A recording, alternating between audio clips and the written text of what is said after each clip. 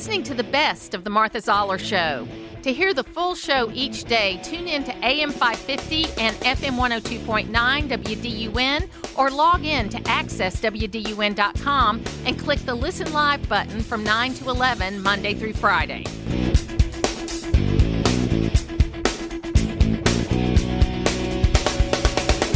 It is the Martha Zoller Show, and I'm very excited because we have a full house here, and it's kind of like the OG Georgia gang.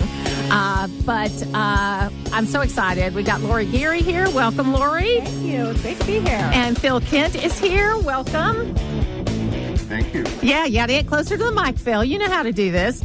I should have given him the rundown. That's right. We've been chatting the whole time, so you can turn your volume on individually there. Okay, good. And Tharon Johnson is with us, too. Welcome. Good morning. It's good to be back in Gainesville. This square is beautiful. Isn't it great? This is a great location. And I tell you what, on the weekends, so our mutual friend, Rich Valadares there, and says, yeah, his kids come up here to party now. That Gainesville's the place for people to come up and have a good time. So on the weekends, most of these cars are not Hall County tags. And we love that because it brings a lot of sales tax. Well, definitely, Rich is a dear friend of ours, and he has a very nice house that he just built. But the fact that a lot of people like Rich come up here to this growing city and this very diverse city. Martha, I was just looking at some of the statistics. I mean, growing up in Athens, right next door, Gainesville has always been a city that had a unique relationship with us. But to just see the people out walking and the greenery and the green life that's being upkept. Shout out to y'all's mayor who's doing a good job of keeping that all together. Yeah, Sam Kuvion is doing a fantastic job. And that's kind of a new thing for us in the last. It used to be among the city council. They took turns being mayor. It wasn't an elected position. In the last 2 election cycles, it's an elected position.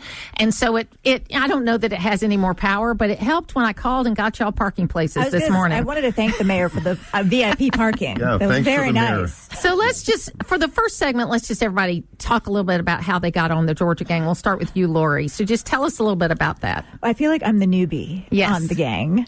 I started in 2019 when Fox 5 approached me and said, hey, Dick Williams is getting up there in the years and his health might be failing a little bit. What do you think about coming on board as a panelist first and just kind of introducing yourself to the viewers and then eventually taking over? I mean, I had been at WSB for 19 years, most of that time as a political reporter. So I've always been involved in Georgia politics. And then I got my start in Augusta, Georgia. That's where I met Phil, how many years ago, Phil? Right. In the 90s. That's right. So, very familiar with Georgia politics. And, I actually pitched a show to WSB before I left saying, hey, look, I've got Brian Robinson, I've got Tharon Johnson. Couldn't have you, Phil, because you were still affiliated with Fox 5. I said, let's pitch a show. Let's do a Georgia gang, but on WSB. And you know what their response was? We can't sell politics. Somebody there was very short-sighted. So it's been great, though. It's been great to be on Fox 5. It's been great to work with all of you. I've had so much fun, and we've really kept the show the way it is. We've added some video and some sound bites, but Dick had that show for 36 years. I didn't want to change it. I didn't want to change the format. Very hard shoes to fill, but it's been fabulous. Well, and Tharon Johnson, we'll go to Tharon next. I know I mentioned your name several times to Dick Williams, and other people did too. So tell us your story. So I was actually recapping this with Phil, and as we were sitting here, I went back through my text messages with Jeff Dickerson, who I know was one of the original Georgia gang members. And it's funny, Phil, I was looking at text messages. I'm still surprised I have them, but it was 10 years ago in 2014 in July.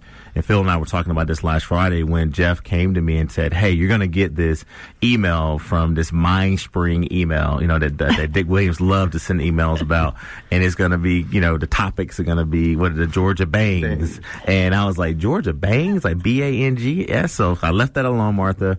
And I remember it vividly. I was nervous. And so in July of that year, of 2014, I went on as a sub one day for Jeff. And one of the things I remember vividly about Dick and Phil and you and Lori know this is that what you saw is what you got with him, right?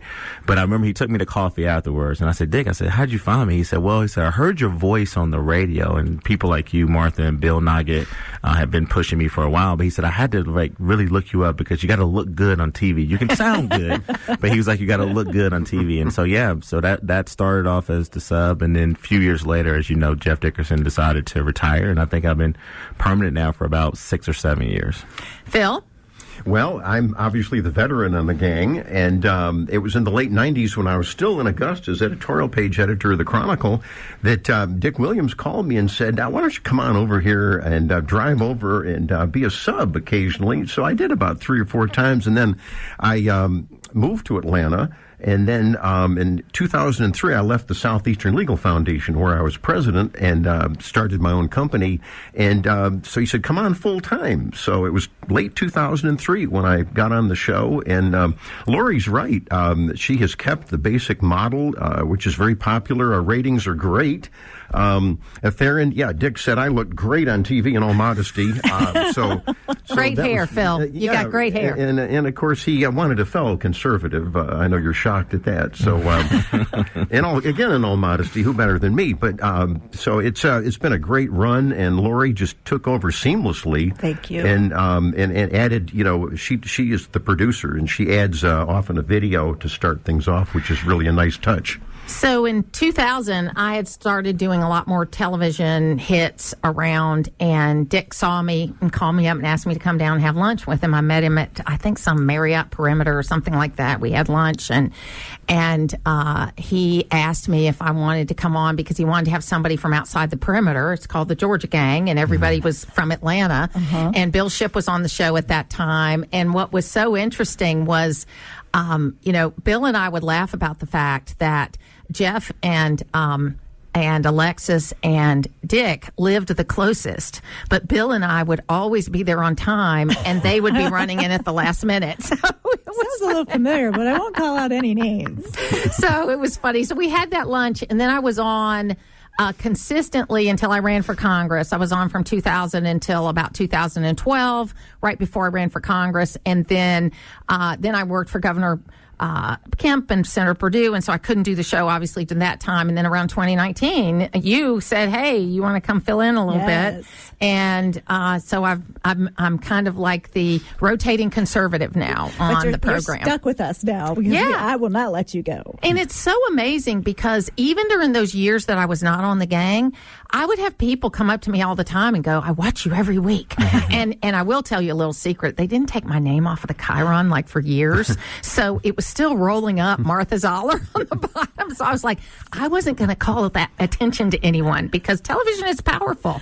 I mean, I was at the airport a couple of when I went to France last month, and the guy that got me off the bus getting to the international terminal said, "Oh, so I guess I won't see you on Sunday because you're going out of town." So, I mean, it is one of those things. Wherever you go, people recognize you. It's amazing to me, coming from WSB, which is a huge powerhouse, and I thought, well, I'll do this show because, I mean, on a Sunday morning, 8:30, who's going to get up there and watch? Well, oh my gosh. I get text messages during church. I'm recognized everywhere we go now, and everybody likes to comment on who they like, who they don't like, who should be on the show, who should not be on the show. Everybody has their opinions. But what I love about the show is that we can all agree to disagree and still be friends and still be civil. And that's the standard that I bring to the topics, I bring to the discussions, is that I don't want name calling. You can call Phil, you can call the policies radical, liberal, whatever you want, all the name calling on policies. But when it gets personal is where I don't like to see the show go. And we keep that standard also on the Facebook page. People may not like it, but we really try to hold to those standards too.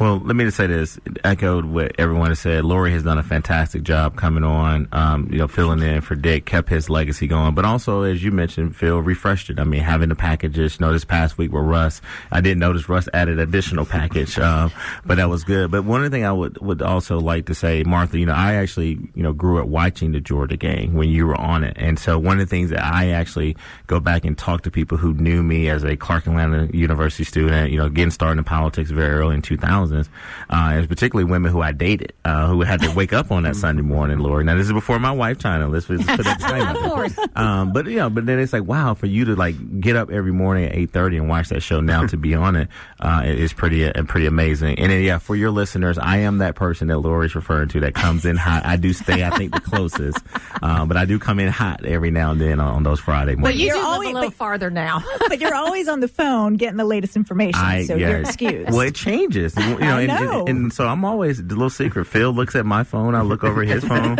and I can sometimes see who he's texting. He can see who I'm texting. Right. So he then gets a kind of a gauge of where I'm going with my comments. Yeah. So let's talk. We're going to go to Tharon first on this question. We got this big big interview that's happening today with Bret Baier and Kamala Harris. And I think it's right. She's doing this interview. She needs to get out there. I mean, one of the things I really love about J.D. Vance is he goes anywhere to do an interview, friendly, unfriendly, and he stands on his own 2 feet wherever he goes. So talk to me about, as a Democratic strategist, what are you looking for Bret Baier to either ask, or what should she answer? Well, the fact that actually this will be the first time that the vice president has actually did a sit-down interview on the Fox network, to me shows me that she's understanding that she's got to talk to all Americans. At this point, with 3 weeks to go, is that you've pretty much got your base identified. If you're a Kamala Harris voter, you have been inundated with text messages, phone calls, and probably received a door knock. So those folks have been identified. This interview, to me, Martha, will be an opportunity for the vice president to go into a network that has not been very favorable to her. But the fact of the matter is, and you talk about this a lot too, you can't be a public servant or a politician and not be able to at least sit down with the other side. Donald Trump has not done that. Correct me if I'm wrong. I don't think he's been on MSNBC or CNN or another network to have this type of sit-down interview that's going to happen. The first thing that's going to come up, Martha, and you know where I'm going with this, is that she's going to have to be very specific and succinct about what's going on at the border. I think that, our good friend Michael Thurman said on the show that you don't have to do a or, it can be an and. You can secure the border, which is improving, right? If you look at the security at the border crossings are going down, but you also can be a welcoming nation, as we are, with a pathway to legal citizenship. So she's got to talk about her role that she was given, which she was not supported to sort of have a role in dealing with the border crisis. And I think that, the message has got to get out there. Yes, she was assigned, but we know that the support and the resources and the time was not there. And when I say resources, I don't just mean President Biden giving her, authority to go negotiate. We had a Congress who was pretty much locked down. And then the last thing I think she's going to do is follow up with what she did on her DNC speech, reach out to the middle. If you look back at that speech, many conservatives who I've talked to felt like that was a speech that was an attempt for her to reach out to moderate and independent voters. And I agree with you. The immigration issue, I think, is the biggest one. And I can say, we need to secure the border. And we are already a welcoming country. Before we were taking 2.8 million additional people in, the legal number was 1.1 million, which is more than the rest of the world combined. So it has never been a true statement that we weren't a welcoming country to immigrants when you look at the numbers, because 1.1 million is more than the rest of the world combined. Phil, I know. What are your thoughts on that? Well, I think she's got to answer a lot of questions that she's dodged over the last few weeks. She's flipped her up about 15 times. I've lost count. She even actually has in her ads Trump's wall, which she's condemned repeatedly. And I think she needs to point out, are you still in favor of open borders? Because she's been on record so long in favor of amnesty for illegals. Tharon mentioned a pathway to citizenship. Are you going to reward law breaking for 15 to 20 million people? No. The polls, for the first time in the United States, and I'm glad to see it, and I think the majority of Americans are glad to see it, it's a very distinct majority want mass deportations, especially with the gang crisis coming up. So I think those are some key questions that ought to be asked, and say, what are you for fracking? Are you against it? Are you for amnesty? Are you for it? Where are you with energy? You want to stop all of the permits that the administration has done the last 4 years? She's got to really tell people what does she believe in? So, Lori, I want to go more tactically with you, because we've had a little bit of buzz about the CBS 60 Minutes interview where they released clips, and then the actual broadcast was different. And, the thing that happened with Mike Johnson, where his he was edited, but it looks like what Fox is going to do is they're going to record this interview and then they're going to show it in its entirety without commercials. Now, Brett said he was still negotiating that without commercials, but I think they're going to do that. It's my understanding they are going to tape the interview at 5:30 p.m. Eastern Standard Time, 5:30 to 6, and then run it from 6 to 6:30. My question is, I've got several questions I would ask her, but I'm with Phil. I want to see more specifics. She loves to talk and dreams and aspirations, and it works for her. She's got great talking points on those types, and opportunity economy is like, I think, what we're hearing. But what are the specifics? She hasn't really been pressed. I mean, she was at the debate. She was asked the question about, are we better off than we were 4 years ago? Well, they kind of let that slide. They let her talk, in her dreams and aspirations. So I want to know, what is your answer to that? I also don't know, has she been pressed on President Biden's health? When did she know that this was not going to be another 4 years for him, mentally and physically?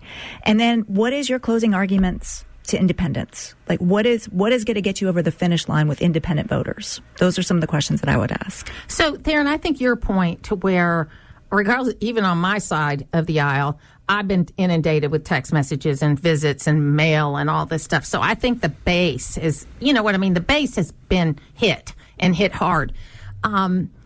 What do you think she's got to do for a closing argument? Because it does seem like she's still shoring up some base people. Well, both campaigns are shoring up base people. Donald Trump was just in Georgia last night in Forsyth County, I think, right? Talking to women. I'm not sure how that went. In Cobb County. In Cobb County. And he was also in Forsyth. Okay. Yeah. Right. So he was in Forsyth and Cobb County, right? Cobb County is solidly blue county. Forsyth County, red county. But it was more importantly, Martha, look at who he was talking to. And so he has not been able to garner the support amongst college-educated, disaffected Republican white women that he should. I do want to respectfully push back on, she doesn't have a plan. She just released this week, because where you're kind of getting at, Martha, this whole, I believe, false narrative, right? It's a false fact that black men are not supporting her. And I want to push back on that because I've been talking to a lot of pollsters and talking to a lot of black men myself. But if you look at the 5 things that she just released this week, I mean, she's releasing things specifically to certain demographic groups. But you've heard me say this in 2020. As you know, I was on the Biden-Harris campaign that won in Georgia. How do we win? We put together a winning coalition. And so on Fox News in this interview, she's going to be talking to people who are very important to those coalition members.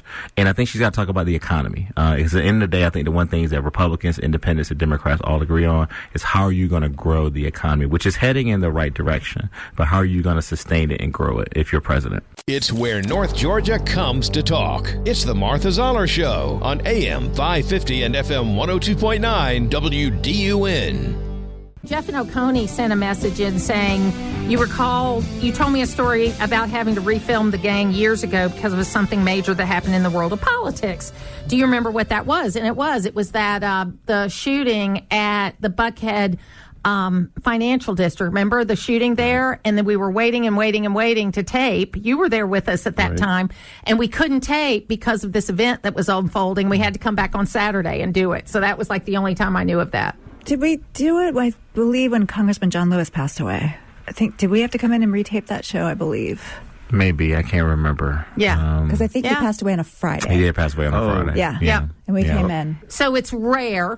It's very rare, but it's happened, a couple of times. Let's talk a little bit about early voting, getting the votes out, trends in polling. You heard the clip from Charlemagne the God about groups. I just think the whole tone of that, I like him a lot. I've read a lot of what he's done, and I love the fact he says that his life turned around when he devoted himself to his wife and became the kind of man he needed to be, and that should be what people talk about more than government. This was a number of years ago that he talked about that. But I just think this whole idea of attacking groups, I don't care who it is, attacking groups, you ought to be talking to people about what you're going to do, not for them necessarily, because I think when you carve out groups, you have a problem, but what are you going to do? So did you listen to the Charlemagne the God? I did. Yeah. And look, I'm a huge fan of The Breakfast Club. That's the show that is, I think number one or top ranking show that a lot of people listen to, not just black and brown people, people from all different races, ethnicities, ages listen to the show. And so I think the reason why you see it being talked about more now, Martha, is because it's no secret.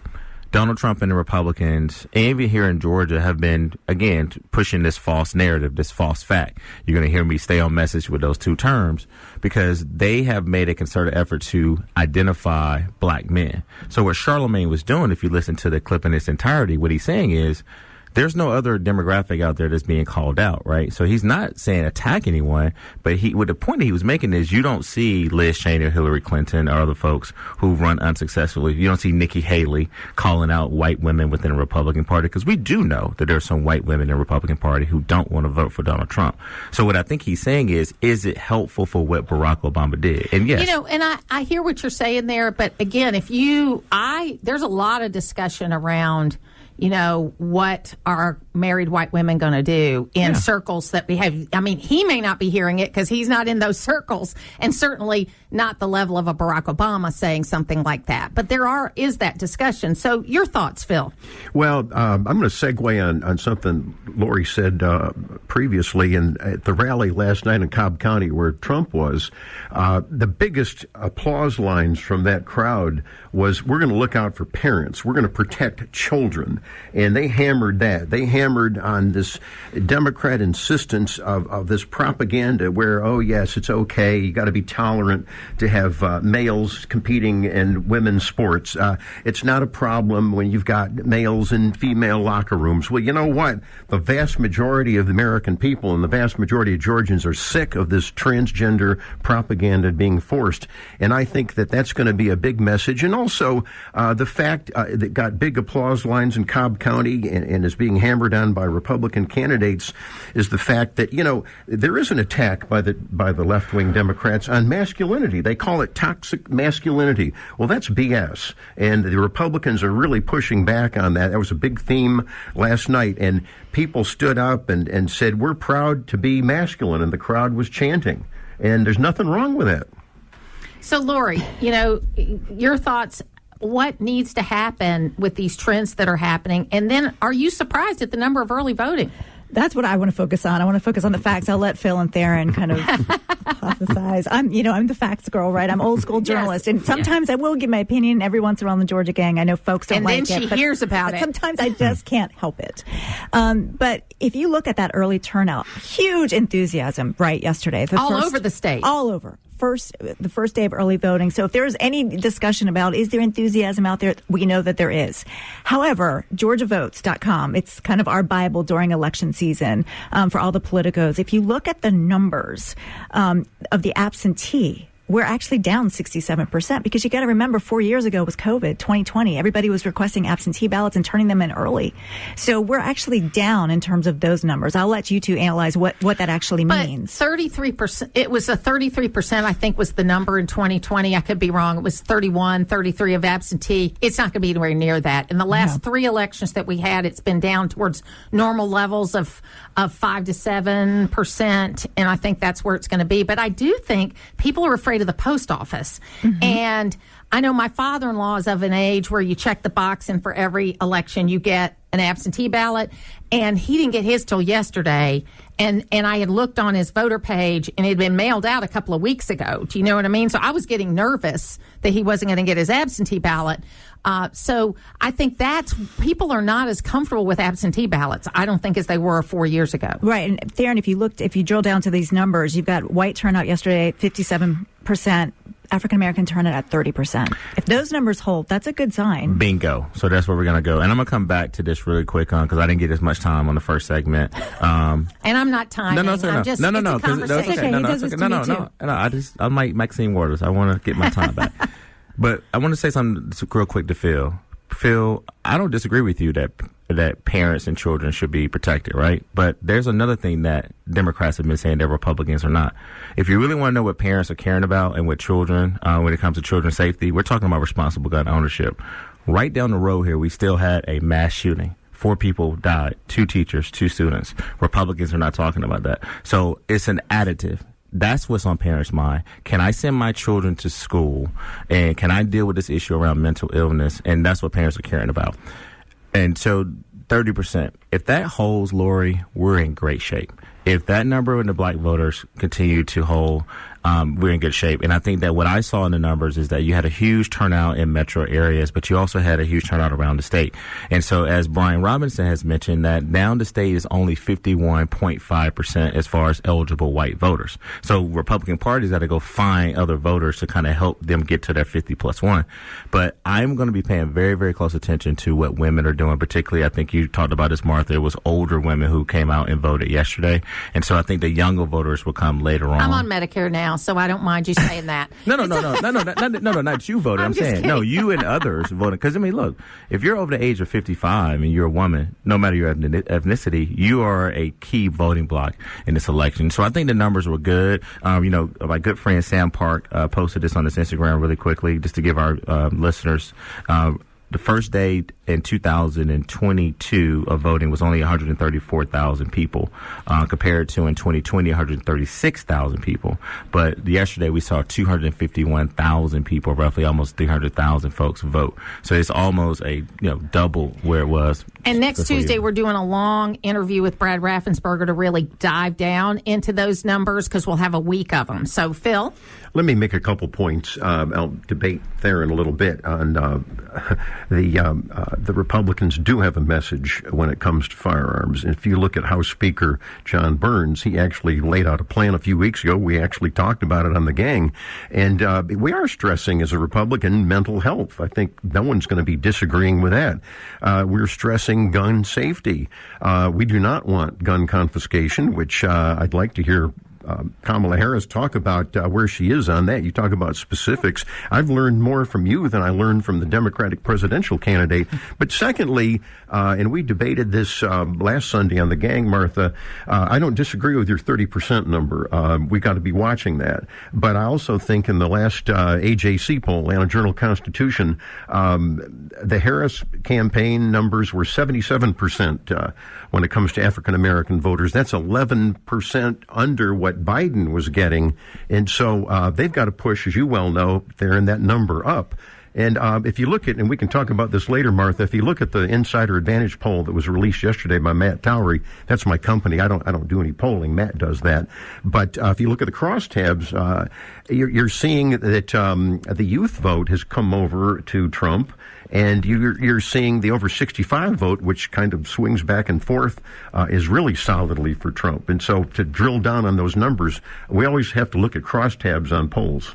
One last thing. Historically, Martha, you've said this, right? I think you're the only person on this panel who's actually run for office, right?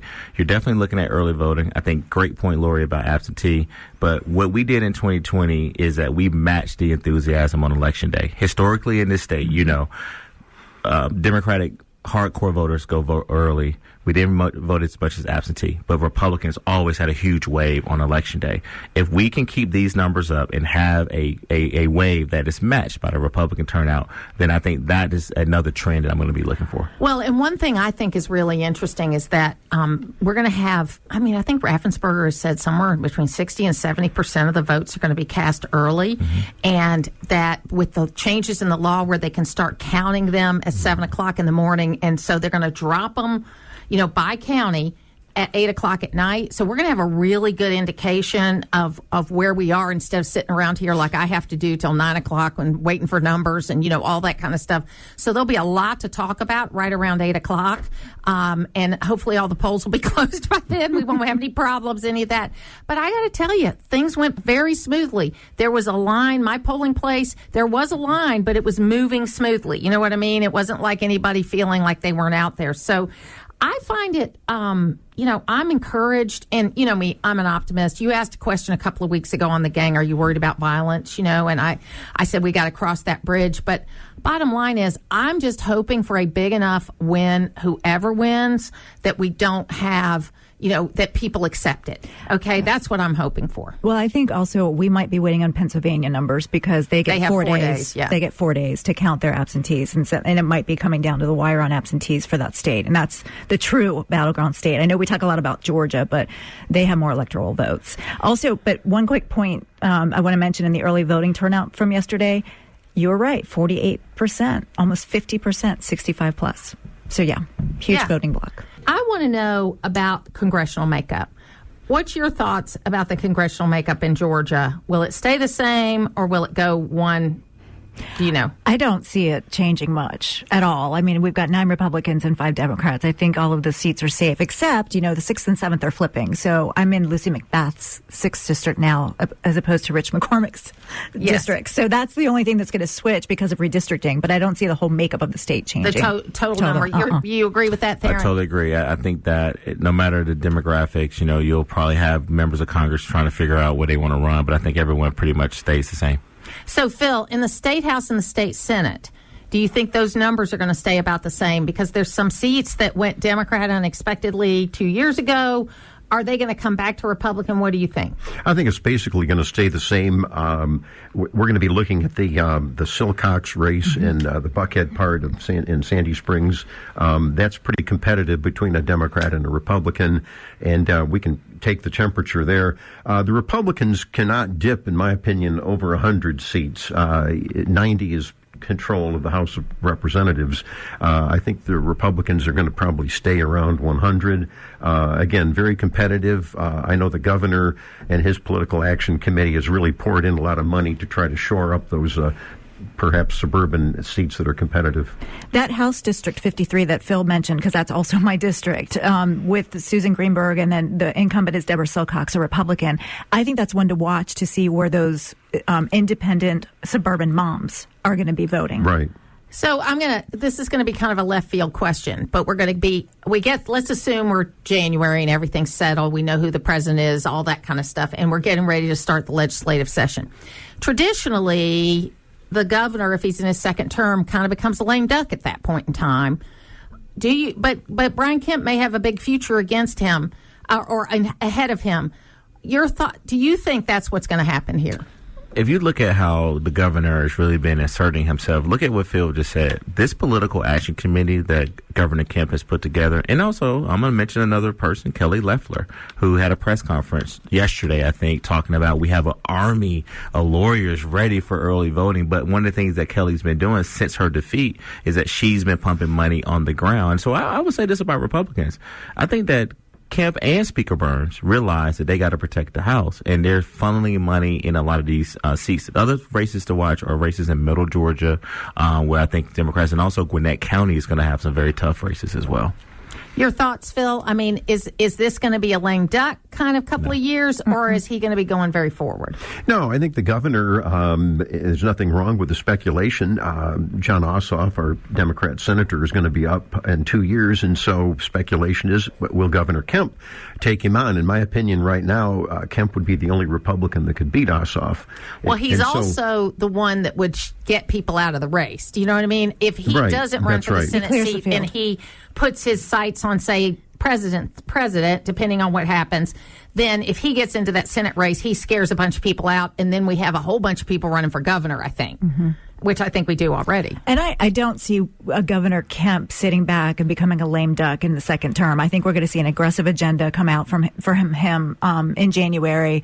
I think he'll continue what he started. I don't see him and Marty sitting back. So we have 3 minutes for winners and losers, just about the same time here that we always have. Let's start with Lori here. Your thoughts about winners and losers. All right. I don't like to do losers, so I'm just going to say to all of the political reporters out there, those are my winners because, and I know people like to dog the media. It's kind of part of the reason I got out and started doing more of a political talk show is that these political reporters like Greg Bluestein, Richard Elliott at WSB, they are not getting any sleep at all. And especially when you've got the candidates coming to Georgia and you've got to cover them from south to north and you're the only one really that can do it. And we got it. Patricia Murphy, the whole team at the AJC, I think they're just doing an outstanding job. And they're doing podcasts now and video casts, everything, you name it. So kudos to all of the political reporters who are covering these races in Georgia.